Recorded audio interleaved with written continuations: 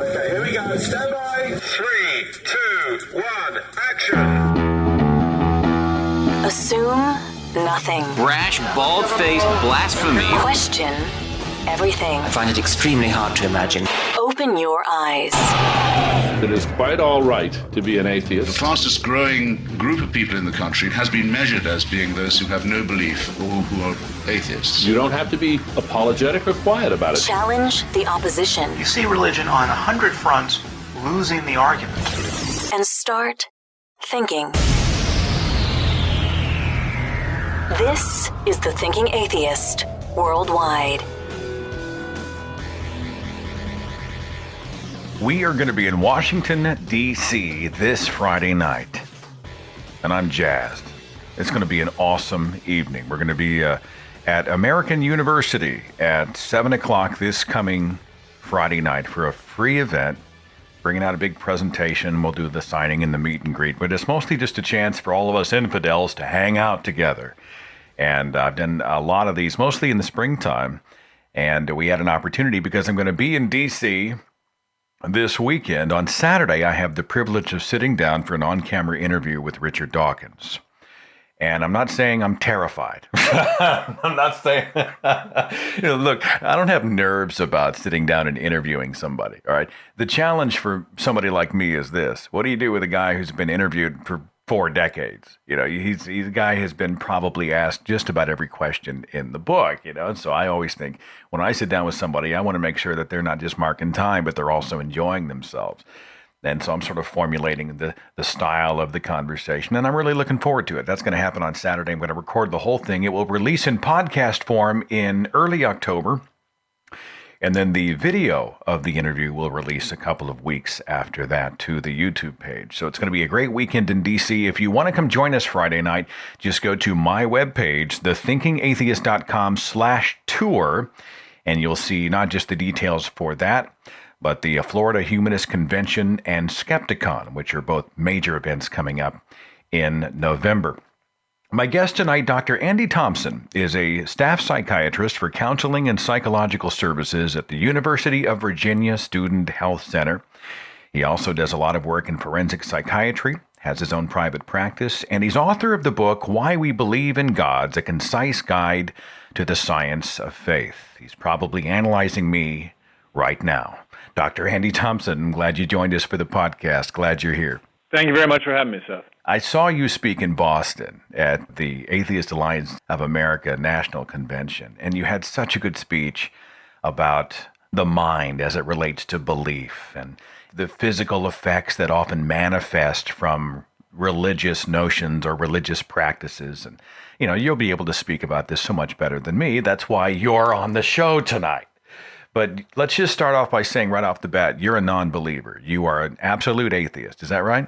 Fundamentalist atheist. There is no God, never was, and we now, I think, know the mechanisms by which human minds generate the belief. I think we know why it all happened. Okay, wait a minute. I mean, that's a pretty bold statement. We now know that the human mind is responsible for what people are crediting God for. What do you mean by that?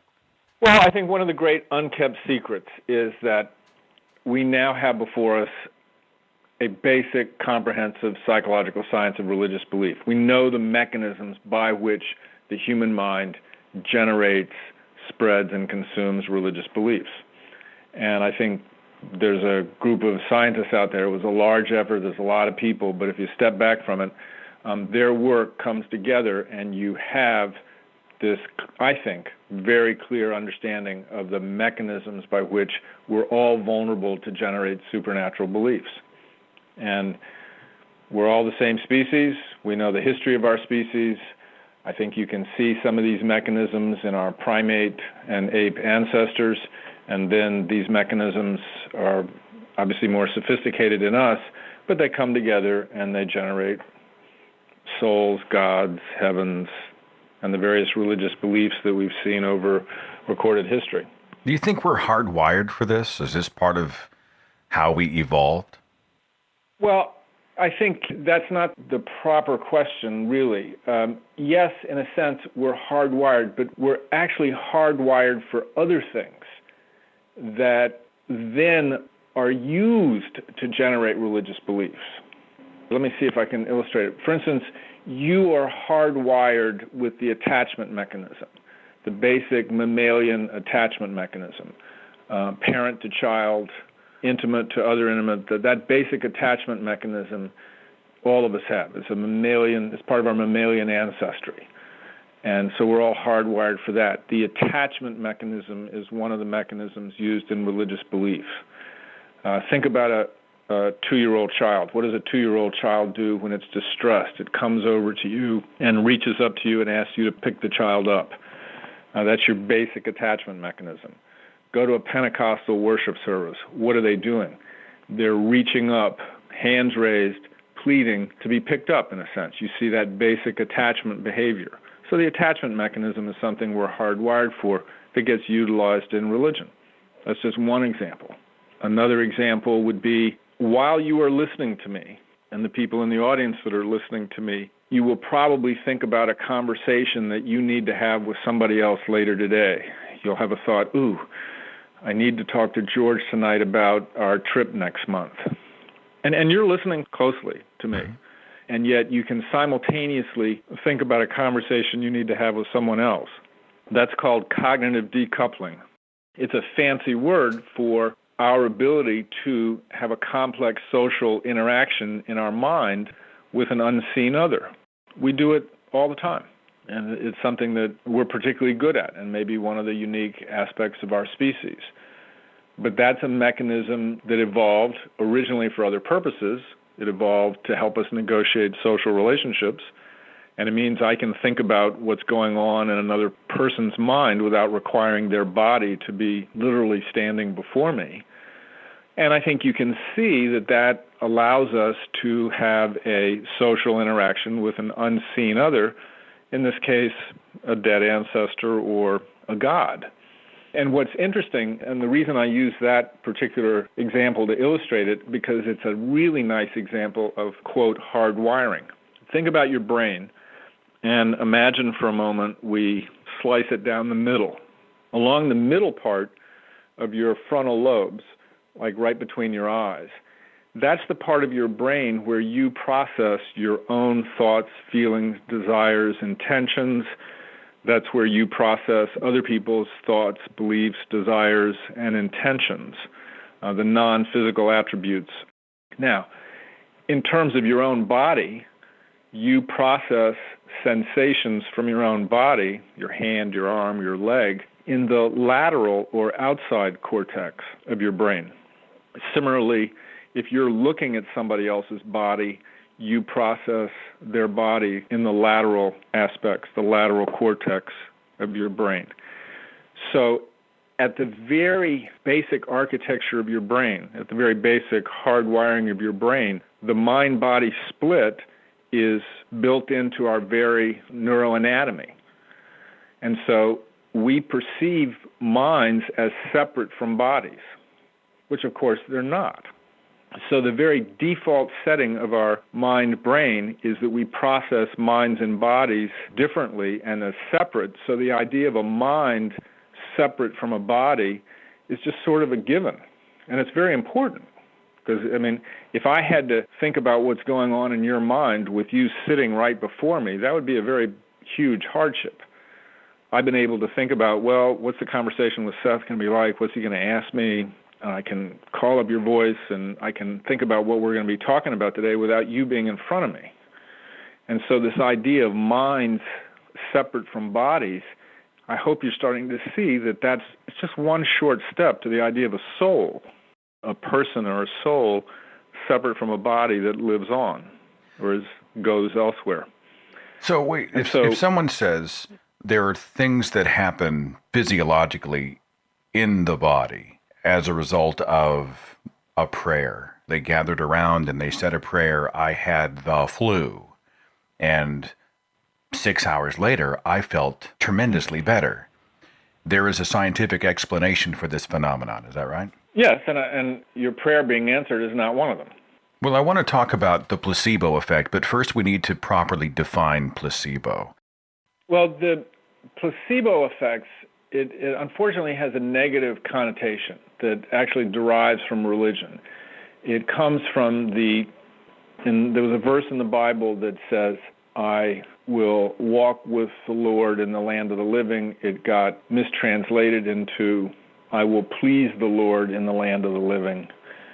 And that phrase from the Bible, placebo domine, something in viborium regnum, that became a standard verse in the Catholic Vespers for the Dead.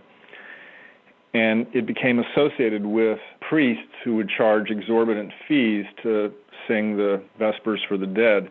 And so it got associated with a falsity, a false attempt to please, to claim a connection to the dead that you don't have so you could get paid money. And so the notion of the placebo effect was that it was a false effect, that it was an effect generated to please, and that when we say, oh, that's just the placebo effect, it's a very confusing situation, because what probably is going on is that there are multiple placebo effects, and what they probably represent when they're genuine are our evolved capacities for self-healing. If that person's flu gets better, in all likelihood their innate immune system has kicked in and knocked out the virus. And so when you see placebo effects, you want to think innate self-healing mechanisms. But what confuses it even more, Seth, is that when you are trying to distinguish genuine self-healing effects or, quote, placebo effects, there are other possibilities. There may be the natural course of the illness. There may be a mismeasurement. There are all sorts of things you have to rule out before you say, oh, the transformation was a placebo effect. And then if you've isolated it to a placebo effect, you want to think differently about that. If you've isolated something and say, okay, this actually is a placebo effect, then it probably represents one of our innate mechanisms for self-healing. So when you gave this speech in Boston, you actually said that we should, in some cases, remove the negative connotation from placebo, because sometimes the placebo can be perhaps is a solution the word? It can be something that brings benefit or positive result into your life. Yes, I think we should try to remove the negative from it. And I think we should also step back and acknowledge in an excited kind of way how much we don't know.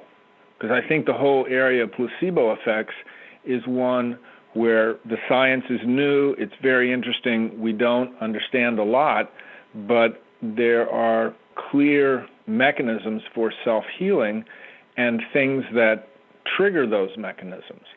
And it looks like one of the things that triggers those mechanisms is the attachment response, which I was talking about earlier, is that if you feel secure and safe, then you may deploy some of your self-healing mechanisms, because those mechanisms are, number one, they're calorically expensive.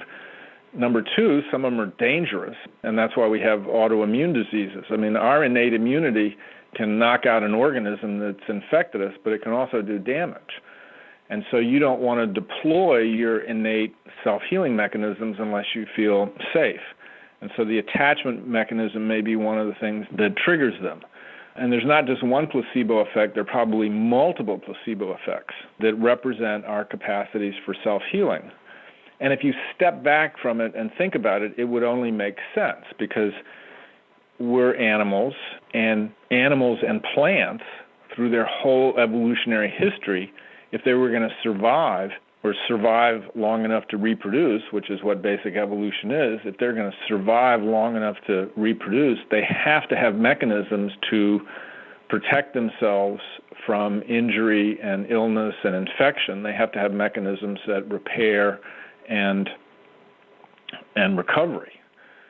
And to me, one of the most fascinating discoveries recently is that even if you go back to our earliest ancestor, like think flatworms, the original invertebrates, there's this beautiful science out there that was published in 2011, actually in Science magazine, that shows that the earliest examples we have of innate immunity were under central control. Even though a flatworm has a tiny brain, it's just a nerve ring, that nerve ring basically makes the decision about how and when innate immunity is deployed. And some of the same chemicals used to try to fight an infection in a flatworm are the same ones used in us.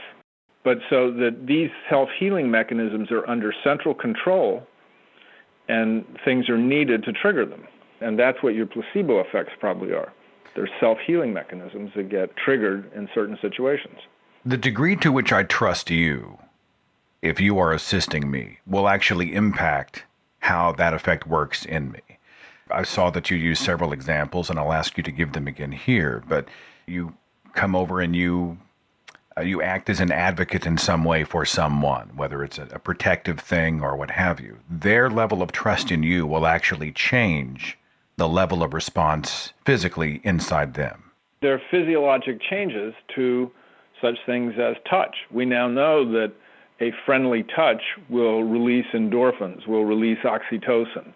The touch is physiologically much more powerful than we've appreciated. Any listener who's interested in this, if you Google, I think it's The Power of Touch or something like that, there's a great article in the New York Times 2 years ago that summarizes a lot of the research on this. Which would explain if they have the healing service and people lay on hands, right? Somebody is, I don't know, they're in a walker, they're in a wheelchair or something, I don't know. And everybody comes over and they lay hands on someone and have prayer. That physical touch might actually produce an actual, not just a mental, not just a psychological change, but a physical change that would manifest itself in front of all those people. I mean, is that an accurate way to say it? Well, but keep in mind, a mental or psychological change is physical. The mind is what the brain does. When we make that distinction between psychological and physical, that just illustrates what I was trying to point out earlier. We automatically operate as if mind and brain are separate, or that psychology and mind are not chemical. No, I'm guilty. And, it's funny. I think about it and I think, well, he just talked himself into it, so he did it, But that is a physical thing that's happening with him. I see your point, right. exactly. And they're probably, in those kind of things, like if you, like in the healing ceremonies, or you think about the cathedral at Lourdes or something like that, there's probably multiple layers. So if a sick individual is coming to a healing ceremony, probably a lot goes on even as they're getting there. Because if somebody's bringing them to a healing ceremony, it means that they're seeing that people care about them, are willing to commit to the trouble to take them to a healing ceremony. So they're not feeling excluded from the group. They're getting a lot of caretaking. Their illness is being taken seriously. They're not isolated. Again, they feel protected and cared for. And there's evidence that that's one thing that allows some of our innate immune system to kick in. And then there'll be a ceremony. And then ceremonies generate all sorts of chemicals in us. If there's music, that's a huge generator of endorphins, our own internal morphine. If somebody's laying on of hands, you're getting release of oxytocin and endorphins, which are both involved in social trust, social bonding. So the person feels cared for as part of the group again. There's multiple layers of things going on. And then, if they feel cured, they may just actually feel better, that their pain is better at the moment. Whatever the underlying physical illness is unlikely to be cured, but their ability to live with it, their ability to contain it or control it may have changed. They no longer need to feel the pain as much, which is a signal for help. Each case has got its own uniqueness. I had an email in from a listener named Jasper. It's a couple paragraphs long. If you'll indulge me, I'm going to read it and then we can comment on it. He said this. Oh, no, glad to. He said, I was raised in a religious home. My family and I went to the Salvation Army Church, which is sort of Pentecostal. When I was around 9, both my parents became very ill with chronic fatigue syndrome. Even now, I don't understand a lot about the disease, only that it somehow involves not being able to recover energy from doing even basic day-to-day tasks. My mom was bedridden for months, without even the energy to hold up a book and read, sensitive to light and sound.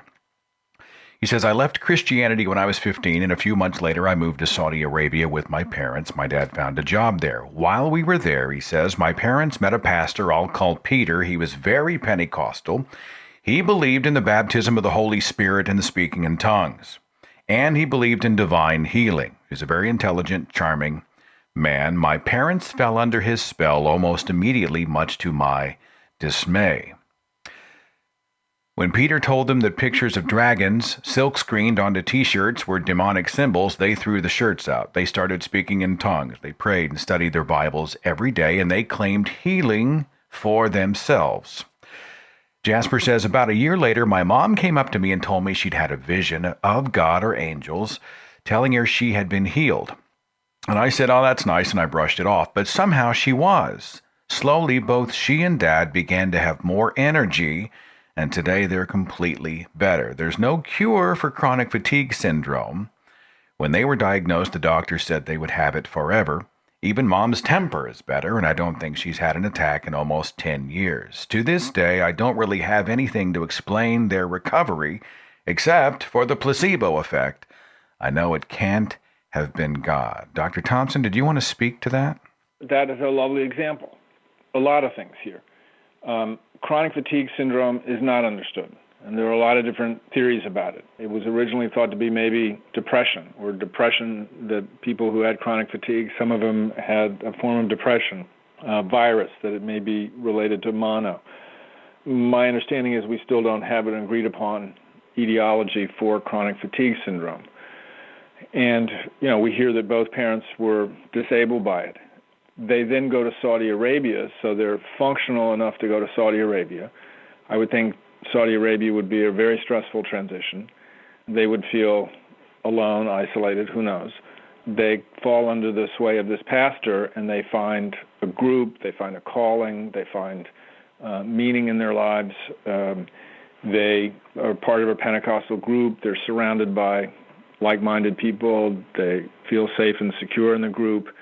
It allows them to trigger their own innate self-healing mechanisms, potentially. We just don't know. And multiple placebo effects might have been generated. Yet, you also have to consider, you have to be a good skeptic here and consider other explanations. Was this the natural course of their illness? Did they get a spontaneous remission of chronic fatigue? I'm not an expert on chronic fatigue, but I think it can happen. I've had patients with chronic fatigue, and they have gotten better. We don't know why. So is it the placebo effects generated by their religious beliefs, by the group effects? We don't know. But I think there are multiple hypotheses, scientific hypotheses, medical scientific hypotheses about the mechanisms by which they might have gotten better. I don't think you need to invoke God or a healing angel. Well, if I can play devil's advocate here, come on, it makes them happy, right? They got a physical benefit out of it, or at least they thought they did, and that they feel better. What's the harm in them believing that God did it? Well, I think there are multiple harms. One, it's simply not true. Second, that if it keeps them in a church and keeps them being in some way financially exploited, if they're giving their resources, we don't know what's going on in terms of their these are working people. They have to go to Saudi Arabia to work, to earn a living. Are their resources being exploited? I'm glad they're feeling better, but I think there's better ways of understanding why they're feeling better, and also I would want to map the course of their history. For all we know, part of their chronic fatigue syndrome could be an allergic reaction to something that they had in the United States. They moved to Saudi Arabia to a drier, different environment. We don't know why they healed.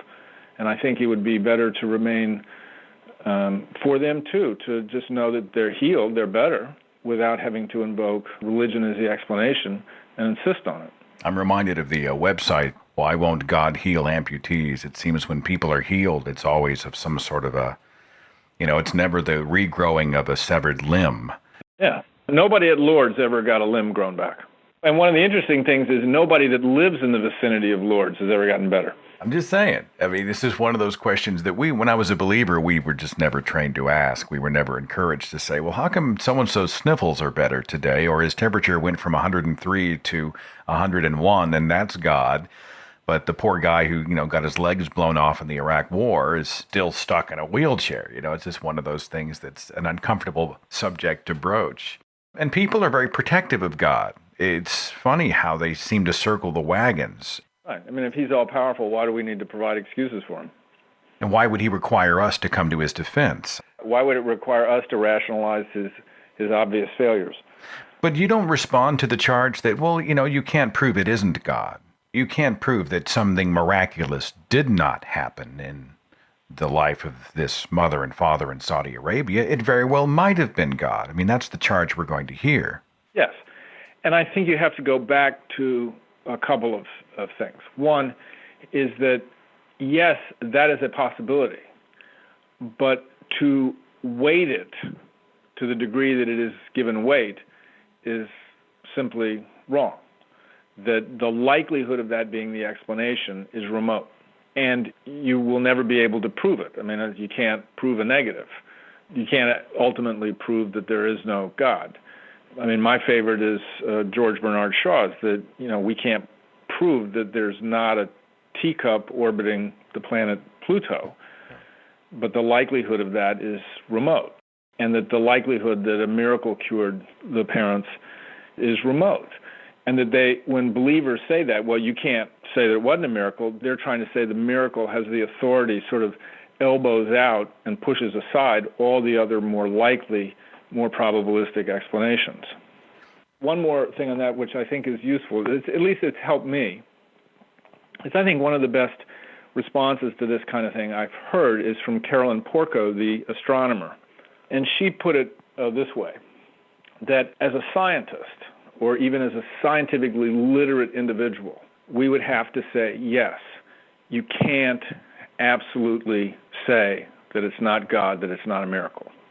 And she uses the analogy of, if she tries to, which I love the analogy, if she tries to clean her house of roaches, she tries to get every single roach completely out of the house, and hires exterminators and goes through every inch of the house and tries to get every roach out of the house. Now, as a good scientist, she can't say, absolutely, there are no roaches left in my house, because she can't be in every nook and cranny of her house. But she could say that there's a high probability that the house is free of roaches, relatively free of roaches, and that as a functioning human being, you can say, the reality is that there is no God, that the likelihood of there being a God is so remote as to make it, you can say there is none. I'm got a Skype call on the switchboard. Thanks for calling the Thinking Atheist radio podcast. Who's this? How you doing? This is Mike. Mike, thanks for calling the show. Do you have a question or comment for Dr. Andy Thomson tonight? Yeah, I got questions and comments. Well, first, she can't say she has no roaches because that can be measured. I mean, anything that can be measured, you can say this is a fact or not. Like religion, it's just like when we say about the spirit. You can see people at a football game. All of them are in one spirit. You have some people who want to cheer. It's the same thing. It's a symbol. It's someone believing in something. I believe they're going to win, and they're going to go ups and then they're downs. It's the same thing. Well, let's back up. Hang on. Let's do one at a time. One at a time. Oh, okay. The roaches in the house can be measured. I think Dr. Thompson's point, though, is that she can't be at all places at all time to measure them. I'm probably doing Carolyn Porco's explanation a disservice. If you're interested in it, it's the talk that she gave at Atheist Alliance International 2009. It was well filmed. It's posted on the web. It's a lovely talk, and that's just one little part of it. I will include that link in the description box of this show. Yeah, and Seth's response is right. I mean, that what she's basically saying is that she can't be at every single place in her house and say, absolutely, there are no roaches. And we can't be every place in the universe and say absolutely 100% that there is no God. But the likelihood is so remote that with confidence you can say there's no God. Well, see, I would have to... and that the explanation of these people, this individual's parents getting better, that the explanation is a miracle is so remote as not to be on the table. Right, but I just had the problem of someone, if she's in a box, and that house is a box, we can measure whether it's roaches in there or not. Now she says she can't remotely can be, but she can go and search in every nook and cranny of the house and find out whether it's in roaches or not. We can measure that. Well, but her point is, even if you had a team of people measuring it, they all can't be simultaneously in every tiny square inch of the house simultaneously. So at a given moment, she could say, absolutely, with 100% confidence, there's no roaches in the house. And I come back and I say, well, that can be proven, though, right? I mean, let's not take a look. I mean, can she can?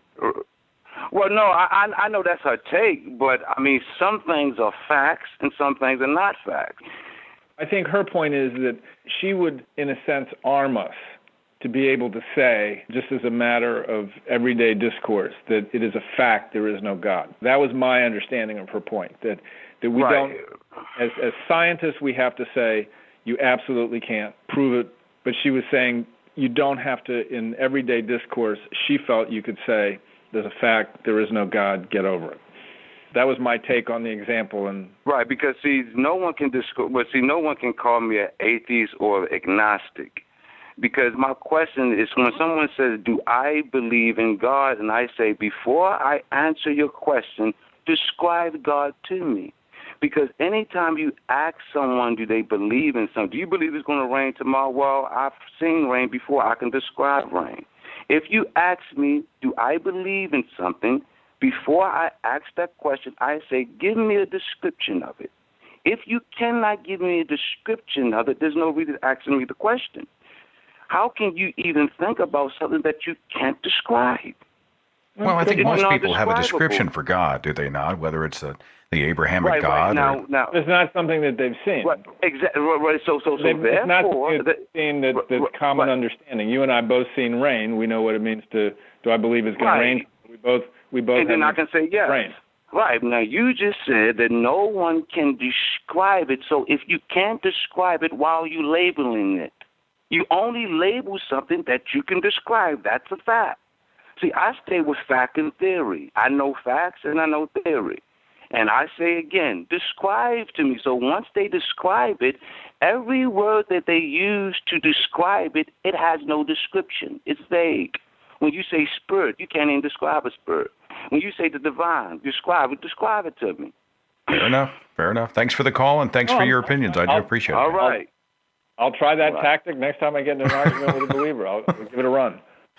I mean, if someone asked someone in my culture, in my part of the country, describe God, they would use very nebulous, touchy-feely terms. You know, he is the one who gives me peace. He is the savior of my heart. He is the one who created the world. I mean, they have a description for God, even though it is a vague description. But they're operating with some picture of God in their minds and hearts, are they not? Yeah, and I tend not to, unless I'm drawn into it, argue with believers. I think the evidence is we're not going to argue people out of their beliefs. You have to encourage them to read and think, because I think for most people to shift, it's in the privacy and quiet of their own mind over time. Why do you think people won't be reasoned out of religion? Well, I think they will, but I think they have to do it most of the time in private. I mean, one hopes they'll be reasoned out of religion, but the evidence is, and here again, this is a nice piece of some of the research. Sam Harris, who I think is familiar to most of the people probably in this that are listening to your show, he has some excellent neuroimaging studies out there, and I would encourage people to look at them. They're quite good, and as everybody knows, Sam writes well. And he's shown that our religious beliefs are in the same area of our brain that has to do with our identity, who we are. And so it's very hard to argue somebody out of something that's part of their fundamental identity. And that's why a lot of believers, when we try to argue with them, they get their back up and dig in their heels even further. And so what I now say to people is, look, I can't argue you out of it.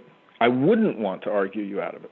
All I would ask you to do is to read and think on your own. Examine the evidence on your own. Use your own capacities to reason through these issues. Is it the same reflex that someone might have if they were defending maybe one of their children or a spouse? Someone comes and they say something derogatory about God. Well, it's like I'm saying something derogatory about someone close to you, so you borrow that offense or you take it personally. Yeah. I mean, it's like you're saying something bad about their mother. And again, it's because, and this is what I think is the beauty of all this stuff, is that we now understand those mechanisms. I mean, because what's going on there is one of the mechanisms that's involved in their religion, in addition to identity formation, it's an attachment mechanism. And so they're attached to their religion and they're attached to the people who share their beliefs. And so you're threatening their fundamental identity and you're threatening their fundamental attachments. People in the audience may be familiar with the physicist at Nazarene College, Carl Giberson, and he's written a book trying to meld evolution and Christianity. And there's a very poignant piece in the end of that book, which I think is one of the best statements I've ever seen about the difficulty giving up religion, is that he basically says in the book that he couldn't give up religion because of the reaction of his mother, his father, his wife, and his children, his basic attachments. It's a quite poignant description of it. Area code 404. Thanks for waiting. You're on the Thinking Atheist radio podcast. Who's this? Hey, it's Alicia from the chat room. Alicia, thanks for listening tonight and calling in. What do you have for Dr. Andy Thomson? I was having a discussion the other day about the religious and how difficult it is to kind of get them to see certain things. And the conversation turned towards the negative and positive aspects of religion and how they won't see them. And a good example of that, we brought up Dr. Martin Luther King, and I think a religious person was saying, well, he's an example of the good religion does. And we were like, well, no, he's an example of a good person. And why is it that religion will accept the good that a person does in religion, but not the bad that a person might do in the name of religion? Is that part of the mechanism, what Dr. Thomson was talking about, of how they will dig in their heels to the point of not even noticing even their own logical fallacies or, because it's a very obvious point. You're talking about the people who will put the Jesus bumper sticker on their car and sort of speak in wispy ways about the love of God and completely ignore the bloodbath in the Bible kind of a thing? Well, not only that, but why does God get the credit for the actions of King, but they won't look at the Crusades and they'll say, well, people did that. Whereas if an atheist did something really super positive or helped cure cancer, well, they will attribute that to the person and not to atheism. Well, that's a wonderful question, and it's very rich. And let me see if I can respond succinctly. On the issue of Martin Luther King, Jr., the best response to that kind of question is in Christopher Hitchens' book, God is Not Great. He deals with that question in a beautiful way. I'd encourage you to read it. I can't do it justice. He talks about how basically King, even though he was calling himself a Christian, what was the philosophy that he used? It was the philosophy of nonviolence that came from Mahatma Gandhi and others. It was not originally a Christian philosophy. But look at Hitchens. That's number one. Number two, religion basically hijacks our moral systems, which we're actually hardwired for. They're unconscious, they're automatic, they're highly emotionally based. It's very hard for us to explain why something is right or wrong. We have to come up with rationalizations, in large part because it's automatic, it's unconscious, it's part of our hardwiring. And religion tells us that we can't be moral without religion, and they can get away with that because most of our moral cognition actually operates outside of our direct awareness. So that's another point, number two. Number three is a phenomenon called moralization. And the best description of this I've seen is in Steve Pinker's last book, Better Angels of Our Nature. And this is something we all do, which is our virtues are better, our sins are less. So our saints are great, our sinners we sort of minimize. And so when you're talking with religious people, by nature they're going to praise a religious person who does a good act. They're going to minimize the goodness of a non-believer who does a good act. But we all do that kind of thing too. You know, our football team is the honest team. It's the other team that is taking bribery from agents or something. You know, we all biased in these ways. And religion just can use a lot of basic human biases in very powerful ways. That answer your question, Alicia? Yeah, awesome. Thank you. Thanks for the call. Much appreciated. All right, bye. All right, you brought up morality. Let's go there. Morality in human beings, hardwired and automatic, your words. Do you believe in an objective morality? Yes, I think we can study morality scientifically. I think that's the thrust of, for instance, Sam Harris's book. He caught a lot of grief for it. I think he was right. I think you can study our moral inferential systems now in ways undreamed of when I was a medical student. You have the beautiful neuroimaging studies done when people are taking the famous trolley test, for instance. And if people are interested in this, I actually gave a talk on this at AAI in 2009. It's on the web. It's called From Heavens or From Nature. It's got morality in the title, and in that talk, you can pick up all the references and the basic ideas. Look, if someone comes to me who is a believer and they say they get their morality from a deity or a holy book, and they say, well, Seth, how do you know that murder's wrong? What keeps you? Well, how do you know rape and theft is wrong? And if someone comes to you with those questions, where do your morals come from? How do you respond? Oh, there's just so many great ways to respond now, Seth. You can say, I got that morality from evolution. My morality is part of my brain. My morality is a basic animal morality that evolved in social species. We're a social species. Morality and our moral inferential systems are mechanisms that we have to help regulate group living. And you can refer them to what I think is some of the most extraordinary recent research that I just love, is you can now show these moral inferential systems coming online in 3- and 6-month-old infants. Anybody interested in this, Google The Moral Life of Babies, Paul Bloom, great article in the New York Times Magazine that summarizes this research that's being done at the Yale Child Study Center.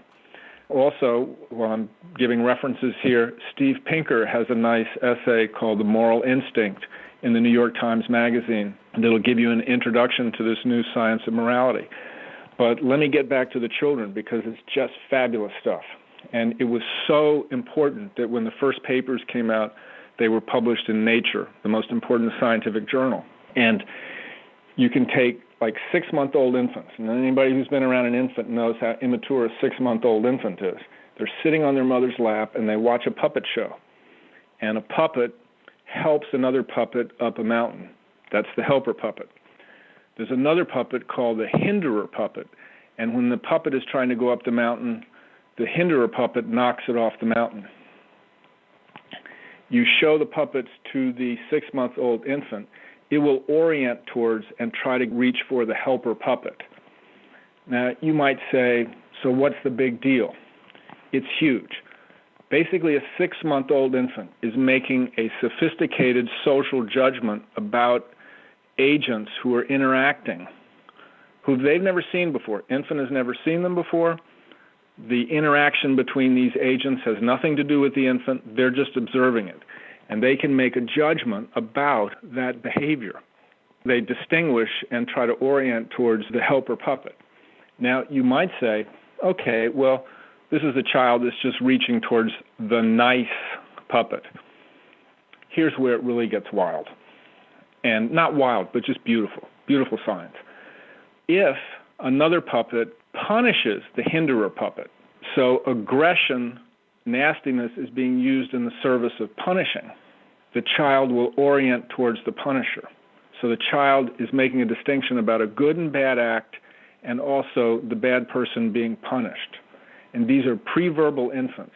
And I think they've been able to tease it out, if my memory's correct, in infants as young as 3 months of age. But the stuff in the New York Times Magazine article, I think, will introduce anybody to it. And if you go to their websites, Paul Bloom, Karen Wynn, his wife, I think is the principal researcher, and another woman who was at Yale, Kylie Hamlin, who's now out at University of British Columbia. And some of the videos, I think, are now posted of the puppet show. So you can see the evidence for yourself. But their discoveries were so important. They were published in Nature when they first came out. And so you can tell people that our moral inferential systems, our moral ability comes from evolution. It comes from our animal nature. It comes from our nature as a social species. Talking here with Dr. Andy Thomson, are there people whose brains, let's say, are they physically inhibited from having a moral compass? Are there people who don't have empathy and there's a reason, a brain reason for that? Yes. Anybody that's seen the movie No Country for Old Men is one of the most frightening portrayals of a psychopath or a sociopath we have. And there are such people. And their brains are different. And we're now understanding a little bit more about them. But yes, there are people out there that don't have the capacity for remorse. Okay. Well, where I'm going with this is if they are hardwired, if they are physically born with this particular nature, then how does punishment come into play? If they simply are naturally wired to do what they do, or they naturally lack empathy and they do something horrific, how do then we gauge the style and level and intensity of punishment? Well, it's one of the most, I think, interesting debates going on right now, and you're going to hear more and more of it as people who do have brain scan evidence for a sociopathic personality, when they've committed something horrific and their defense in court is, I have an illness. I have a demonstrable brain defect that accounts for some of my behavior. And it's such an important topic and a hot topic right now. Anybody interested, there's actually a big article about it in Nature, again, the top science magazine, because this is such an important issue that you're going to increasingly have neuroscience evidence introduced at trials of people who've committed horrific acts who are different, who do have brains that don't experience remorse. In some ways, those are the ones who scare me the most. The ones who are literally bereft of empathy. They are almost robotic in their ability to exact violence upon others.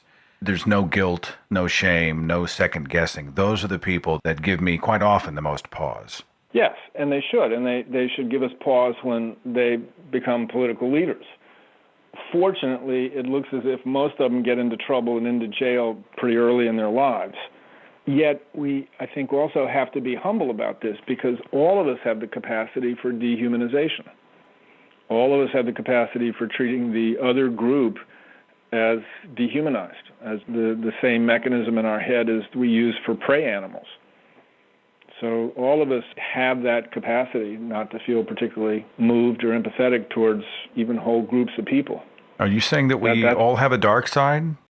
Well, I think we're getting better. And again, you've heard me cite him frequently because I think he's so good, but Steve Pinker's most recent book, The Better Angels of Our Nature, his thesis is that we're actually getting better as a species. The rates of violence, of murder, and particularly mass murder, and our violence to each other is actually going down. It's a fascinating book. I picked it up after his speech in Boston. I can't put it down. I think he's one of the most important thinkers we have. And it's counterintuitive. We've been told that the world's going to hell, everybody's going to war with everybody. Of course, the 24-hour news cycle makes it seem like everything is just on fire out there. So our first instinct is not to actually give humanity the benefit of the doubt and say, well, actually, wait a minute, we're actually doing a better job than we did. But that really does seem to be the case. Yes, and I try to be an optimist when I, read Pinker. At the same time, the weapons available to us are much worse. Yeah. And so we all may be nicer folks, but and we're maybe less violent. They didn't have a nuke in the Crusades. Is the kind. Yeah, exactly. I mean, all it takes is a dirty bomb in New York Harbor, and it's a different story. But again, it's the beauty of science. There's fascinating stuff that we're actually becoming a somewhat domesticated species, and particularly the males. You and I, our skulls and our canines are a little bit different from our ancestors 20, 30,000 years ago. So it looks like over time, males in our species have become somewhat domesticated, like wolves to golden retrievers. And we have some of the physical markings of domestication in our species. And it's about time. It's about time we became domesticated, people. If you've got a few extra minutes, I'd like to take at least one or two more phone calls before we wrap it up. You good for time, Dr. Thomson? Sure. Obviously, I'm happy to talk about this stuff till the cows come home. Oh, yeah, I'm fascinated by it. Area code 931. Thanks for waiting. You're on the Thinking Atheist radio podcast. Who's this? Hey, this is Steve. Steve, thanks for calling. What do you have for us tonight? Hey, no problem, man. No problem. I'd like to ask Dr. Thomson, what's the most extreme, well, maybe not extreme, but what's the most physical manifestation of a placebo effect he's ever seen? And I'll give you an example. I'm a nurse, and I had a patient a couple of years ago who, at night, she had to have her sleeping shot. Now, what her sleeping shot was sterile saline, does absolutely nothing, drawn up in a small tuberculin syringe and injected into her hip. you wouldn't get that needle out before she was absolutely unconscious, but she could not sleep without her sleeping shot. And I'm just wondering if Dr. Thomson seen anything similar to that. Yeah, I think the placebo effect placebo effects is, one of the most interesting things out there. To me, the most interesting one is, if you're interested in this, look up a man named Bernadetti, put in Bernadetti, Parkinson's disease, placebo effect, and they had wires actually in subthalamic nuclei in Parkinson's patients, and they gave them a placebo, and it got changes at the neuronal level, and that these people lost some of their Parkinsonian rigidity. They had a feeling of feeling better, but they had measurable physical changes in arm rigidity. They also had measurable changes at a neuronal level in the thalamic nuclei in their brain. I mean, to me, that's the biggest example of one that blows me away. So is there any future in altering brain chemistry to make the placebo effect a permanent thing in some of these diseases? One can hope, yeah. And I think that's why we have to take the negative away from the word placebo, because what you want to think of placebo effects is really sort of Darwin's HMO. It basically, we have powerful mechanisms for self-repair, self-healing that we fully don't understand, that probably account for many of the placebo effects. We don't know a lot. We know some, but not a lot about their fundamental physiology. And your point is the key one. What are the things that trigger these mechanisms, and can we harness them more in a more organized way? Well, then maybe I should back off on some of my criticism of the herbal industry, the herbal supplement industry. I think I think they're vultures, and I think they're a complete ripoff, and I hate dealing with them. But like you said, I've always had such a negative connotation of the word placebo, and you've really enlightened me a little bit. Look, I don't know if I can go there, Steve. I mean, I still see. I still think you don't change your attitude about the herbal industry. Well, no, I'm not going to embrace them or anything. Trust me, I still call them the happy, hippie, holistic, herbal healing horseshit industry. But yeah, exactly. Because they're claiming that it's their herbs that are doing it, and not that there are other mechanisms going on, and they're picking people's pockets and claiming something is responsible that's not. Oh, believe me, I've taken care of plenty of their leftovers. I mean, I'm not going to embrace the industry, but like I said, I had a bad connotation about the placebo effect, and maybe I'm not embracing what our body could do if we could convince it to do it. Yeah, I mean, we have capacities that we don't yet fully understand, and that it's another nice piece of evidence for evolution. We're animals with in some sense, a 4 billion year history, and certainly as invertebrates, at least a couple billion year history, and we couldn't have made it this far unless we had evolved innate immunity, innate self-healing mechanisms, innate repair mechanisms. We couldn't have made it this far without those mechanisms, and we don't understand them. Give me the name of that Parkinson's research again. It's Benedetti, Benedetti, something like that. Okay. Benedetti, and put in Benedetti, Parkinson's, placebo effect. The studies will pull up. Hey, I'll go Google that right now. Steve from Tennessee, by the way, Dr. Thompson. He's a legend. By the way, I'm decaffeinated these days. I'm not quite as exciting as I used to be. Trust me, you're exciting. The caffeine effect is not a placebo thing. I've been off caffeine for 2 weeks now, and I'm a hippie over here. Yeah, my sympathies, because I couldn't do it. This is David Letterman's line, but it's one of my favorites. If it weren't for coffee, I'd have no discernible personality. No. Well, it became a medical necessity in my life, so we're having to adjust. Take care of yourself, Steve. Take care. How much more do we know about the brain now than we did in the year, say, 2000? How far have we come? I think it's exponential. I went to medical school in 1970. The neuroscience I had in the 1970s is nothing compared to what is now available. It's just stunning what we know. Let's do another one here. Area code 787. You're on the Thinking Atheist radio podcast. Who's this? Hi, my name is Jorge. Can you hear me okay? I sure can. You're on the air with Dr. Andy Thomson. What do you have for us tonight? Hi, it's an honor to be on the show. I'm not exactly sure if this qualifies as a placebo effect, but I wanted to just voice a concern. I'm in the program of AA, and I'm struggling very much with this whole God factor that's involved in it, and it seems to me that it's sort of a placebo effect, but disguised. It's kind of like the Disney movie where Dumbo is told he can fly if he holds that magic feather, and then at the end they say, no, it really wasn't a magic feather. You always had the ability to fly on your own. But it seems that in AA, they're trying to tell us that it's a mechanism to get out of our own way, to use God as a placeholder and as to put our fears and insecurities and just turn it over to Him. But if I'm an atheist, as I am, I feel sort of screwed. I'm having such a hard time with it. And it's like my life depends on it, but I'm struggling with it. I wonder if you had anything to say about it.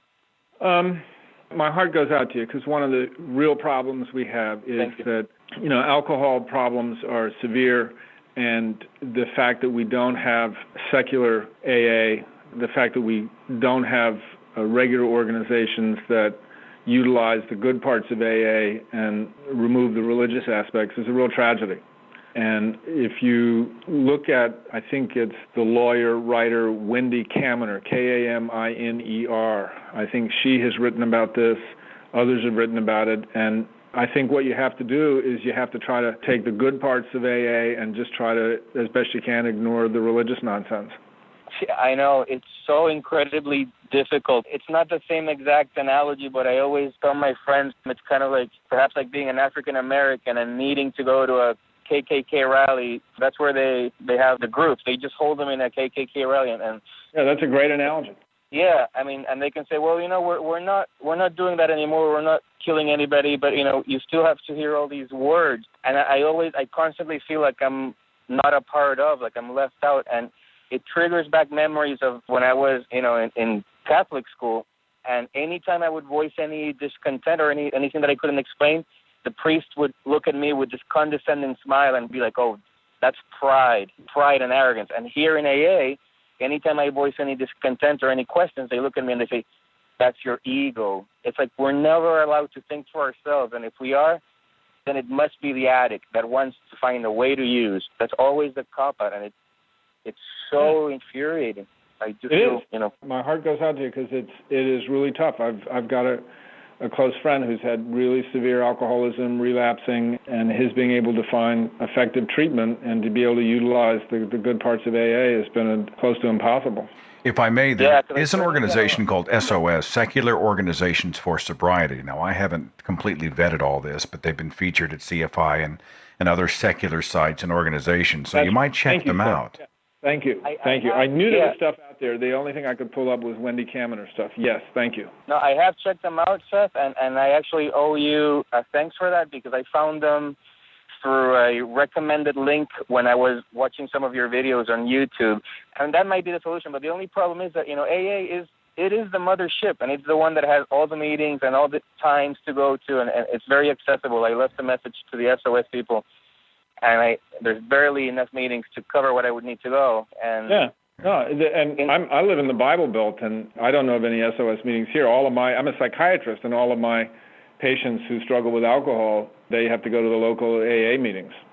I mean, the thought experiment that I love to conduct with my friends who will listen is like, what if, just hypothetically, if tomorrow we wake up and finally there's like irrefutable proof that God is a man-made construct, there's no such thing as gods or deities, and the proof is irrefutable for the sake of this experiment, and even the most hardcore religious person has to admit it. What would happen to AA? Would they just throw up their hands and they say, well, we got to get drunk now because we can't do it by ourselves?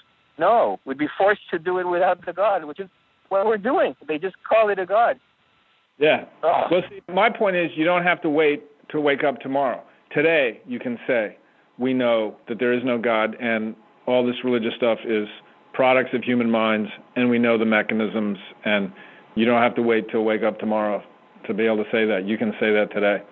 I wish you the best in your recovery, my friend. I really do. Thank you. Thank you so much. Yeah. Thank you for all you guys do. Thank you for calling, and hang in there, and best wishes. Thank you guys for answering the phone call. It's a pleasure.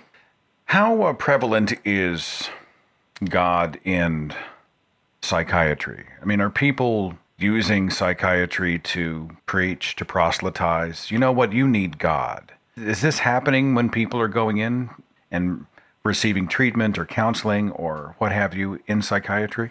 Yes, I think it happens. I don't know its prevalence. There may be studies out there that show that. I think generally my profession as a whole has been pretty good about the guidelines being that you don't proselytize to patients. And that, I have colleagues who are religious, and when they're in the consulting room, they're secularists, in terms of practicing. But yeah, there are psychiatrists that want to pray with you and that kind of thing. But the extent of it, in terms of numbers, I don't know. Do you ever have that conversation with anybody? Look, you're in the medical field. You're a scientist. You're a champion of medicine and science, and you believe in fairies or whatever it happens to be. It's fascinating. There's an intellectual part of me that understands how their minds do that. I think I understand better the mechanisms by which even a scientifically educated mind can get suckered into religious beliefs. So there's an intellectual part of me that understands, but there's an emotional part of me that just doesn't quite, it has exactly your reaction, Seth. It's like, how the hell can you believe that stuff? I mean, you're a scientist, you're a medical scientist. How can you put up with that nonsense for a moment? And particularly anybody who's a physician. I mean, I was never much of a believer, but I tell you, I mean, medical school is what, if there was any remnant of religious belief, I mean, watching children die will do it to you. That's what I don't understand, how any pediatrician can be religious. Dan Barker once said, if you want, in his mind, proof there is no God, just walk into any children's hospital. Absolutely. One of the best, if not the best arguments I've heard is that moment in Sam Harris's debate at Notre Dame against, what's that guy's name? Is it William Lane Craig's debate? Yes. Somebody pulled out the piece from the debate and put it up as a standalone 5-minute YouTube piece. Okay. Just fabulous. Okay. The whole debate is fabulous if you've not seen it. But in that debate, Sam Harris says 9 million children under the age of 5 die every year. That is 24,000 a day. That's 1,000 an hour. As we talk these few sentences, a couple of children, the very definition of innocence, are going to die. They're probably going to die in their parents' arms, who will be beseeching some God. And then he goes on to talk about how most of those parents are probably non-Christian and who the Christian world sees as going to hell. It is one of the best pieces of any debate I've ever seen. But that speaks to exactly what Dan Barker said. How can you believe in God walking into a children's hospital? Let's finish here with a quick slug on your book, because I just want to, okay? Why We Believe in God's A Concise Guide to the Science of Faith. And the book gets into what? I mean, are you taking a look at different regions of the brain and activity that happens? Are you talking about conditioning from your family and culture? It's just basically what Claire Alcofer, my co-author, and I tried to do was to give a summary of this psychological science of religious belief. So in other words, if you read the book, which should take an hour and a half to 2 hours, at the end of reading the book, you can hopefully turn around and tell somebody else the mechanisms by which human minds generate religious belief. Basically, the fundamentals of the psychological science of religious belief, how and why minds generate religious belief, and how rituals harness our brains and brain chemistry to intensify and secure those beliefs. And it was written so that a smart, interested high school student or an 80-year-old who was interested could pick up the book, no scientific background, no knowledge of psychology, no knowledge of brain anatomy or cognitive neuroscience. It's written just as an introduction, because it's sort of like Darwin's idea. You don't have to be a scientist to understand natural selection. You don't have to be a biologist to know about natural selection and how it works. Similarly, you don't have to be a scientist to know how the human mind generates religious belief, because the human mind does it using everyday, ordinary social mechanisms that we use all the time, that you and I have been using as we communicate with each other. The book is called Why We Believe in God, A Concise Guide to the Science of Faith. I'll put the link in the description box of the show. Dr. Andy Thomson, it's been a fascinating sort of toe in the ocean here as we explore the human mind as it relates to belief. I want to say thanks. Thanks for your great work. Thanks for all of the, you're one of the champions for critical thinking out there, for helping us to... I want to put a shout out here. You're going to be with Richard on Friday and Saturday. He wrote the foreword to the book. The opportunity to work with the Dawkins Foundation and their support of my efforts has been that's why I'm talking to you. Fantastic. It's made all this possible. Dr. Andy Thomson, thanks so much for being a part of the show. Oh, thank you again for having me, Seth. Next Tuesday night, we're talking to David Smalley. I'm just calling the show the Dogma debate, because that's the name of Smalley's show, and I stole it with permission. And then the following week, we're talking about America as a secular nation. We're going to have Sean Faircloth on the air, and David Niosi is going to be here on the air with us as well, plus your calls and emails. I'll see you here next week, the Thinking Atheist radio podcast. Take it easy. Follow The Thinking Atheist on Facebook and Twitter. Watch dozens of original videos on the Thinking Atheist YouTube channel. And visit our website for resources, links, contact information, the editor's blog, and more. thethinkingatheist.com.